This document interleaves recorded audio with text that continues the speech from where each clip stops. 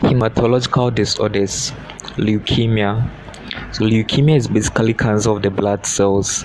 There are two main types of leukemia, which are lymphoid leukemia and myeloid leukemia. And each type of leukemia can be classified as acute, that is where the patient falls suddenly ill, and chronic, that is where the patient may have been harboring the disease for months without knowing. So in all, there are four main types of leukemia: acute lymphoid leukemia, chronic lymphoid leukemia, acute myeloid leukemia, and chronic myeloid leukemia. Um, you know, acute lymphoid leukemia is commonest in children, especially boys, and chronic lymphoid leukemia is commonest in the elderly. Acute myeloid leukemia and chronic myeloid leukemia cut across all age groups and sexes. The abnormal leukemic cells, especially in acute leukemia, fill the marrow and prevent the marrow from producing the normal blood cells, as the red blood cells, white cells, and platelets, leading to anemia, neutropenia, and thrombocytopenia, respectively.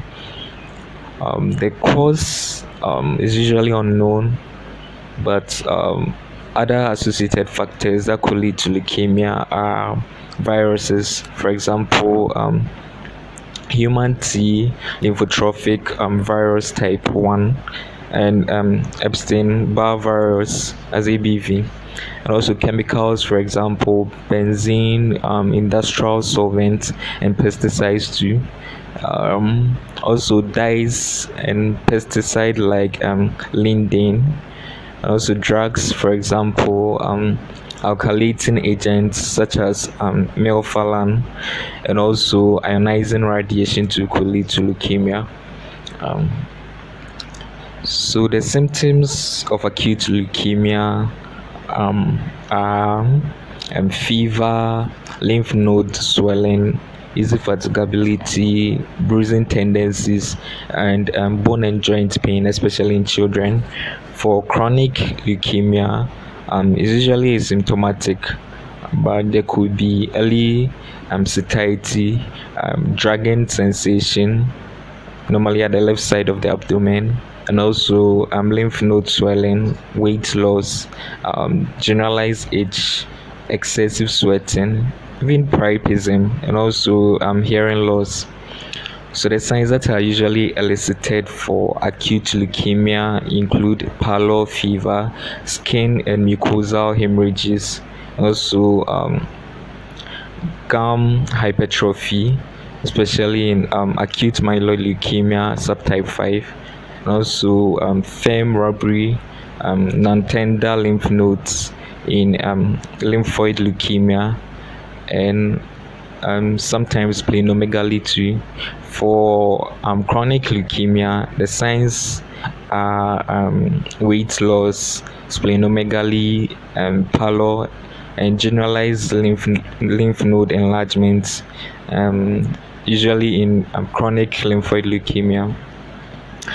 So investigations are FBC, that's full blood count, and blood film comment, bone marrow aspirate, uric acid levels, LDH, BE creatinine, LFTs, that's liver function test, septic screen, especially in acute leukemia, and LP for CSF cytology, especially in acute lymphoid leukemia.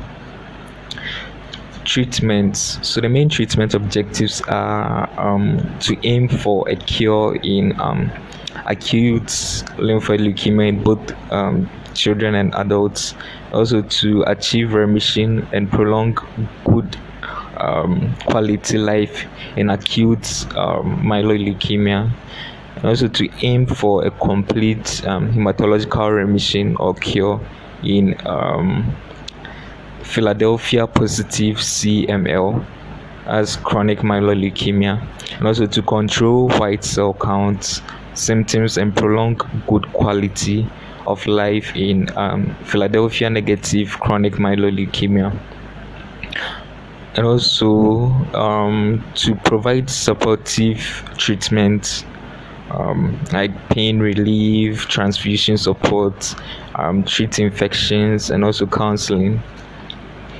Non-pharmacological treatments are ensuring good hydration, ensuring good nutrition and food hygiene, and also ensuring good oral and personal hygiene.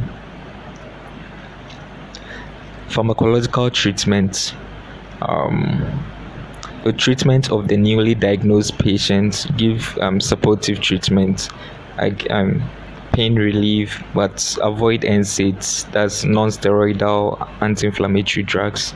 Also, packed red cell transfusion and platelet transfusion when indicated. IV and oral fluids, allopurinol to mitigate tumor lysis, and also treatment of infections.